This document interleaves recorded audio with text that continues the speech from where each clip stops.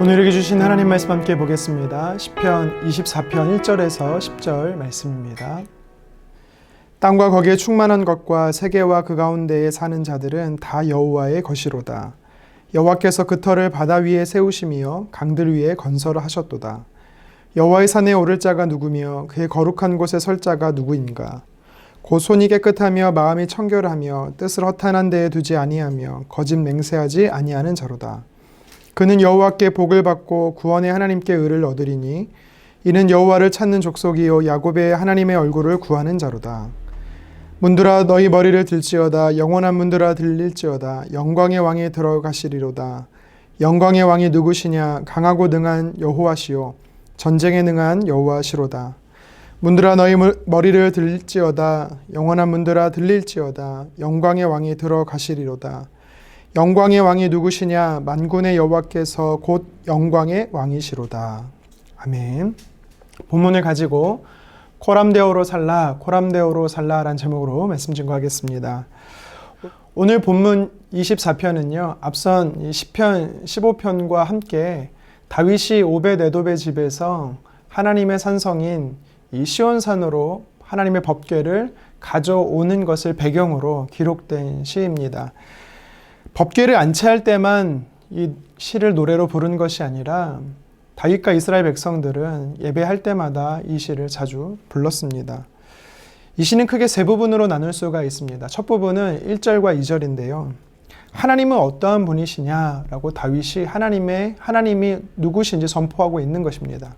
그리고 7절에서 10절은 세 번째 부분으로 자기 백성 가운데 임재하시는 하나님의 영광을 찬양하고 있습니다. 그러니까 첫 부분과 세 번째 부분은 우리의 창조주 하나님은 우리의 영광을, 우리의 찬송을 받으시기에 합당하신, 존귀하신 분이시다라는 것을 다윗이 선포하는 것이지요. 그러면서 두 번째 부분이 3절에서 6절을 통하여서 이 위대하신 하나님을 섬기며 그분을 모시며 하나님 안에서 사는 것, 그 하나님의 품 안에서 머무는 삶을 사는 것이 얼마나 귀하고 특권인지를 오늘 말씀을 통해서 우리에게 가르치고 있는 것이죠. 간혹 예수님을 믿고 하나님의 자녀가 된 자라고 말하면서도 교회를 다니고 예배를 드린다라고 말하면서도요. 이렇게 말씀하시는 분이 있습니다. 하나님과 친밀한 관계가 좀 부담이 된다.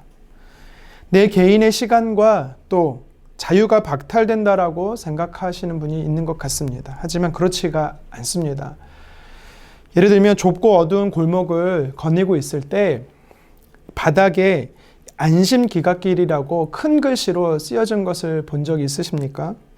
이 버스 정류장이나 역에서부터 내가 머무는 주거지까지 방범 시설물들이 설치되어 있다는 것을요.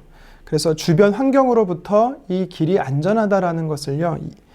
사람들에게 말해주고 있는 것입니다. 그래서 안심기갓길 이 쓰여진 곳에는요, 주변에 어김없이 CCTV가 있습니다. 어두운 밤에 홀로 걸어갈 때 CCTV가 있다라는 것이요, 굉장히 안정감이 되는 것입니다. 불편하다고 느껴지지 않는 것이죠. 물론 제가 우리 하나님이 CCTV와 같이 우리의 일거수일투족을 감시하시는 분이다라는 것을 말씀드리려고 하는 것이 아닙니다. 하나님께서 계심으로 우리의 일상의 삶이 불편한 것이 아니라 더 안전하다라는 의미에서 말씀드리는 것이죠. 누군가의 작은 손길 하나도 우리에게 용기가 되고 큰 힘이 될 때가 있습니다. 그런데 나 홀로 걸어가야 하고 내가 책임져야 되는 내 인생에서 내가 아닌 누군가가 대신하여 그 짐을 지어주시는 분이 있다라면 여러분 우리는 그것으로 인해서요 큰 위로가 되는 것입니다. 하나님 없이 사는 삶이 자유분방한가? 자유분방한 것처럼 느껴지는 분이 있으시다라면 아닙니다. 총알이 빗발치는 이 전쟁의 한복판에 무방비로 노출된 상태인 것과 똑같습니다. 피난처 대신은 이 하나님 안에서 머무는 것이, 그 하나님 안에서 거하는 것이 바로 안전한 삶인 것이지요. 3절 말씀 읽겠습니다. 여호와의 산에 오를 자가 누구며 그 의의 거룩한 곳에 설 자가 누구인가? 아멘. 다윗은요, 그렇게 안전한 자가 누구냐라고 이야기를 하는 것이지요. 다시 말해 하나님 산에 거한다. 또 거룩한 곳에 선다. 다시 말해서 하나님 안에 머무는 자가 안전하다라는 것을 이야기하는 것입니다. 그 삶이 바로 하나님 앞에서 산다라는 코람데오의 삶인 것이지요. 라틴어로 코람데오는요, 하나님 앞에서라는 뜻입니다. 그래서 다윗은 이스라엘 백성들과 함께 하나님 앞에서 코람데오의 삶을 날마다 고백했습니다. 느슨해지고 흐트러진 삶을 추스르며 하나님 앞에서 살기를 힘썼던 것이지요. 3000년이 지났음에도 불구하고 이 시편 24편의 말씀이 우리에게도 들려지고 있습니다. 이 사실은 무슨 뜻이냐면 이 말씀을 읽고 있는 저와 여러분들 역시도 그 당시에 다윗과 이스라엘 백성들과 같이 하나님 앞에서의 사는 삶, 다시 말해 코람데오의 삶을 실천하며 살라라고 성경은 우리에게 도전하고 있는 것이지요. 그렇다면 우리가 어떻게 코람데오의 삶을 살 수가 있을까요? 말씀을 통해서 몇 가지 살펴보도록 하겠습니다. 첫 번째는 행위의 온전함입니다. 행위의 온전함. 4절 상반절에 있습니다. 곧 손이 깨끗하며. 아멘. 다윗은요, 하나님 앞에서 머무는 삶, 즉 코람데오의 삶이 무엇이냐라고 말하면서 손의 깨끗함에 대해서 이야기하고 있습니다. 다윗은 자신의 손뿐만 아니라 온 이스라엘 백성들이 손이 깨끗해야 한다라고 이야기한 것이죠. 이것은 청결을 위한 손을 깨끗이 씻으라는 뜻이 아닙니다. 성경에서 우리가 손을 이야기할 때는 많은 부분에서 이 행위적인 표현을 의미하는 경우가 참 많이 있습니다. 외적 행위를, 사람의 외적 행위를 이야기하는 것이지요. 4절 상반절에 손을 깨끗이 하라는 것은 그래서 거룩한 삶을, 우리의 행동과 행위로서의 삶 속에서 거룩한 구별된 삶을 강조하는 것입니다. 에스겔서 23장 45절 하반절에 말씀이 있습니다. 그들은 간통한 여자들이요 또 피가 그 손에 묻었습니다. 아멘. 여기서 그 손에 피가 묻었다라는 말을 쓰고 있습니다. 그만큼 그 행위가 하나님 보시기에 악했다라는 것입니다. 여기서 말하는 간통한 여인들이라는 것은 그 앞선 44절에 오홀라와 오홀리바를 의미하는데요. 에스겔 선지자는 이 두 여인의 이름이 상징하고 비유하는 대상으로 남유다와 북이스라엘을 이야기하고 있습니다. 다시 말해 이스라엘 백성들이 하나님의 선민이라고 말했던 하나님의 백성들이 마치 신부가 남편이 있는, 신랑이 있는 관계 속에서도 외도하고 있는 모습처럼 하나님의 백성인 이스라엘 백성들이 하나님을 온전히 의지하고 섬기지 아니하고 우상 숭배했던 이 모습에 대해서요, 하나님 보시기에 그 손에 피가 묻었다라고 이야기하는 것입니다. 오늘날로 표현하면 저와 여러분들은 예수 그리스도의 주의 몸된 교회들입니다. 교회는요, 하나님 나라의 신부이지요. 하나님 나라의 신랑 되시는 예수님이 우리에게 계심에도 불구하고 우리가 예수님 보시기에, 하나님 보시기에 손에 피가 묻은, 다시 말해 우리의 삶의 행위에서 거룩하지 못한 삶을 우리가 살아가라는 것을 성경은 이야기하는 것입니다. 그래서 하나님 앞에서 머무는 자, 코람데오로 살아가는 자, 어떻게 살아야 하는가? 그것은요, 바로 우리의 거룩함, 행위의 거룩함을, 온전함을 추구하라라고 이야기하는 것입니다. 하지만 여러분, 우리가 기억해야 되는 것이 있습니다. 여기서 말하는 행위의 온전함은요, 우리가 육신의 몸을 입고 있는 한 절대로 100% 하나님처럼 온전할 수가 없습니다. 그런데 여러분, 여기서 말하는 이 행위의 온전함은요, 우리가 어떤 온전함을 추구하는 이 행위적인 모습에서 이것을 반드시 지켜야만 코람데오, 다시 말해 하나님 안에서 머물 수 있다라는 것을 이야기하는 것이 아닙니다. 여러분 잘 기억하시기를 바랍니다. 정리되시기를 바랍니다. 우리는요, 육신의 몸을 입고 있는 한 행위적으로 온전할 수가 없습니다. 하나님처럼 거룩의 온전함에 이를 수가 없습니다. 자, 그렇다면 오늘 여기서 말하는 행위의 온전함이라는 것은 무엇입니까? 우리는요, 온전함을 추구함으로 의인이 된다라는 뜻이 아니라 하나님의 자녀로서 이미 신분적 의인이 되었다라는 것입니다. 하나님의 자녀가 됐다라는 것은 이미 하나님 앞에 머물 수 있는 삶의 자격이 주어졌다라는 것이죠. 그렇기 때문에 우리는요, 하나님의 자녀로서 당연하게 하나님 보시기에 행위적인 거룩함을 추구할 수 있는 존재가 되었다라는 것입니다. 그래서 우리는요, 하나님 보시기에 이미 자격이 주어졌기에 그래서 우리는 코람데오의 삶을 살 수가 있는 것입니다. 계속해서 오늘 본문은 저와 여러분들에게 하나님의 사람으로 어떻게 고람도의 삶을 살 수 있는가 도전합니다. 두 번째는요, 마음의 온전함입니다. 마음의 온전함. 본문 4절 상반절 다시 한번 읽겠습니다. 곧 손이 깨끗하며 마음이 청결하며 뜻을 허탄한 데 두지 아니하며. 아멘. 다윗과 이스라엘 백성들은요, 하나님 앞에서 살아가는 삶, 이 코람데오의 삶을 어떻게 사느냐라고 이야기하며 첫 번째로 손의 깨끗함, 즉 행위의 온전함에 대해서 이야기했습니다. 그리고 나서 강조한 것이 무엇이냐면 마음의 청결함이었습니다. 마음의 청결하다라는 것은요, 하나님 보시기에 그 내면, 우리의 속사람, 이 마음을요, 거룩히 구별해야 된다라는 것입니다. 외적인 행위로서만의 깨끗함만이 아니라 우리는요, 이 내면까지, 하나님 보시기에 마음까지 깨끗해야, 구별돼야 된다라는 것입니다. 그래서 예수님께서 산상수훈에서 말씀하시기를 마음이 청결한 자가 하나님을 본다라고 말씀하셨죠. 마음을 강조하고 계십니다. 그리고 예수님께서는요, 행위도 중요하지만 그 마음을 강조하면서 마태복음 5장 28절에 그래서 여자를 보고 행위적으로도 음욕하지 않았어도 그 마음적으로도 그 마음을 품었다라면 그것은 하나님 보시기에 죄다라고 이야기하는 것입니다. 바울 역시도 로마서 2장에서 사람의 마음에 대해서 강조하면서요, 하나님의 자녀는 외적인 할례뿐만 아니라 외적인 할례를 받았다고 해서 하나님의 자녀라는 것이 아니라 마음의 할례를 중요시 여기고 있습니다.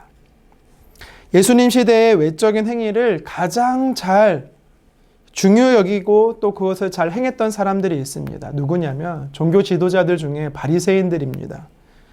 그런데 예수님께서는요, 그렇게 외적인 행동을 잘했던, 이 외적인 거룩함을 잘 살았던 그들을 향해서 뭐라고 말씀하십니까? 독사의 자식들이라고 심한 말로 책망하고 계십니다. 왜요? 그들은요, 행위만 있을 뿐 그들의 마음은 하나님에게서 멀어졌기 때문입니다. 여러분, 우리가 경계하고 조심해야 될 것이 바로 이 부분입니다. 오랜 신앙생활을 하다 보면은 기도도 익숙하고 말씀 읽는 것도 익숙합니다. 예배도 익숙합니다. 그런데 우리의 마음이 하나님과 멀어지는 공허함이 있을 수가 있는 것이죠. 우리의 마음의 청결함, 온전함이 사라진 것입니다. 순종과 복종의 차이가 있습니다. 복종은요, 겉으로는 따라가지만 마음으로서는 따라가지 않는 것입니다. 하지만 순종은요, 마음과 겉이 함께 따라가는 것입니다. 주님께서 우리에게 요구하는 것은 복종을 넘어선 순종의 상태에 이르라고 말씀하는 것이지요. 저와 여러분들이 하나님과의 관계에서 우리의 마음과 우리의 몸이 거룩히 구별되는 삶, 즉 코람도의 삶을 살기를 주님의 이름으로 축원합니다. 그래서 바울의 고백을 우리의 마음에 새기기를 원합니다. 고린도후서 7장 1절이 말합니다. 그런즉 사랑하는 자들아, 이 약속을 가진 우리는 하나님을 두려워하는 가운데서 거룩함을 온전히 이루어 육과 영의 온갖 더러운 것에서 자신을 깨끗하게 하자. 아멘. 육과 영, 다시 말해서 우리 겉뿐만 아니라 우리 영적인 영역 속에서도요, 우리는요, 거룩함을 추구해야 되는 것입니다. 한 가지 더 살펴보겠습니다. 오늘 본문을 가지고 다윗은 우리에게 도전합니다. 코람데오의 삶이 무엇이냐라는 것이지요. 그것은 바로 타인과의 온전함이다라고 이야기하고 있습니다. 4절 말씀 한 번 더 읽겠습니다. 곧 손이 깨끗하며 마음이 청결하며 뜻을 허탄한 데 두지 아니하며 거짓 맹세하지 아니하는 자로다. 아멘. 앞선 두 가지가 이 하나님과의 관계였다라면 이어지는 거짓 맹세하지 않는 것은 바로 나와 상대방, 타인과의 관계를 이야기하는 것입니다. 그래서 오늘 이 하나님 앞에서 산다, 코람데오의 삶이 무엇이냐라고 다윗과 이스라엘 백성들이 고백하는 것은 하나님과 나와의 관계 속에서의 수직적 관계, 내 마음과 행위적인 이 관계뿐만 아니라 나와 다른 사람과의 이 수평적인 관계 속에서의 온전함을 추구해야 된다라고 이야기하는 것이지요. 특별히 타인과의 관계에서 거짓 맹세하는 자라라고 오늘 성경은 표현하고 있는데요. 이것은 단순히 말하는 이 말실수를 조심하라 그런 뜻이 아닙니다. 당시 이스라엘 백성들은요, 자신의 말의 진실성을 입증하기 위해서, 증명하기 위해서 하나님의 이름을 걸었습니다. 악한 목적을 가지고 다른 사람을 속일 때 하나님의 이름을 팔았다라는 것이죠. 예수님께서 말씀하십니다. 누가복음 6장 45절입니다. 선한 사람은 마음에 쌓은 선에서 선을 내고 악한 자는 그 쌓은 악에서 악을 내나니 이는 마음이 가득한 것을 입으로 말함이니라. 아멘. 결국 예수님께서는요, 하나님과의 관계에 진실된 자가 다른 타인과의 관계 속에서도 진실될 수 있다라고 이야기하고 있는 것입니다. 여러분, 우리는요, 하나님과의 관계도 정말 중요합니다. 그것이 코람데오의 삶입니다. 하지만 이것만을 지켰다라면 반쪽짜리입니다. 우리는 세상에 빛과 소금으로서 덕을 끼치는 삶을 살아야 합니다. 왜요? 오늘 성경에서 도전하는 것처럼 타인과의 관계 속에서도 진실된 이 온전함이 하나님 보시기에 그것이 바로 코람데오의 삶이다라고 우리에게 도전하고 있기 때문이죠. 다윗은 오늘 본문 5절에서 이런 고백을 합니다. 그는 여호와께 복을 받고 구원의 하나님께 의를 얻는 자가 있다. 아멘. 여기서 말하는 그 하나님께 복을 누리는 자가 있는데 그가 누구냐?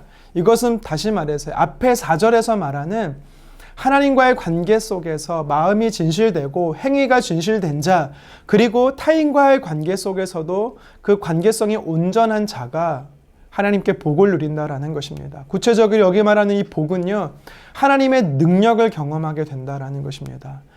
저와 여러분들이 하나님 안에서 머물 때, 다시 말해서 우리가 코람데오의 삶을 살기 시작할 때 행위의 온전함과 또 마음의 온전함, 타인과의 관계 속에서의 온전함을 우리가 실천하며 살게 되면 하나님의 능력이 내 삶 안에서 나타나게 된다라고 다윗은요 고백하고 있는 것입니다. 우리 하나님은요 창조주 하나님이십니다. 우리 하나님은요 능력의 하나님이십니다. 그렇기 때문에 하나님 안에서 머문다, 그 안에서 산다라는 것은요 코람데오의 삶은 정말 큰 특권인 것입니다. 왜요? 그 하나님의 능력을, 그 하나님이 어떠한 분이신지를 우리 삶 속에서 우리는요 경험될 수 있기 때문인 것입니다.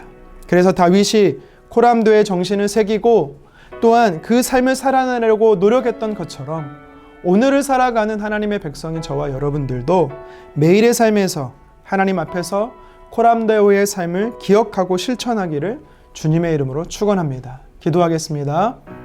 주님 감사합니다. 하나님 안에서 머물고 하나님 안에서 산다라는 것이 어떤 의미인지를 오늘 말씀을 통해 구체적으로 살펴보았습니다. 먼저는 하나님과의 관계 속에서 마음이 온전하고 행위에 온전한 자가 되기를 간절히 원합니다. 하나님과의 관계뿐만 아니라 나와 다른 사람과의 관계, 이웃과의 관계 속에서도 온전함을 추구할 수 있는 자가 되게 도와주시옵소서. 하나님과의 관계가 온전한 자가 타인과의 관계 속에서도 온전할 수 있는 것을 오늘 말씀을 통해 깨닫습니다. 하나님을 사랑하고 이웃을 사랑하라고 우리가 가르쳐주신 예수님의 그 계명처럼 우리가 힘써 하나님을 알고 또한 사랑하는 것과 이웃의 그 사랑을 실천하는 삶, 코람데오의 삶을 오늘도 실천하기를 힘쓰는 저희들 되게 도와주시옵소서.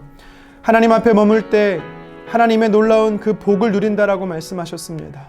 하나님은 우리에게 그 능력의 하나님을 나타내 보이려 하시기 위해서 코람데오의 삶을 살라라고 도전하셨으니 하나님이 어떠한 분이신지 내 삶 속에서 경험할 수 있게 도와주십시오. 그래서 다윗처럼 이스라엘 백성들처럼 코람데오의 삶을 오늘도 힘써 실천할 수 있도록 주여 도와주시옵소서.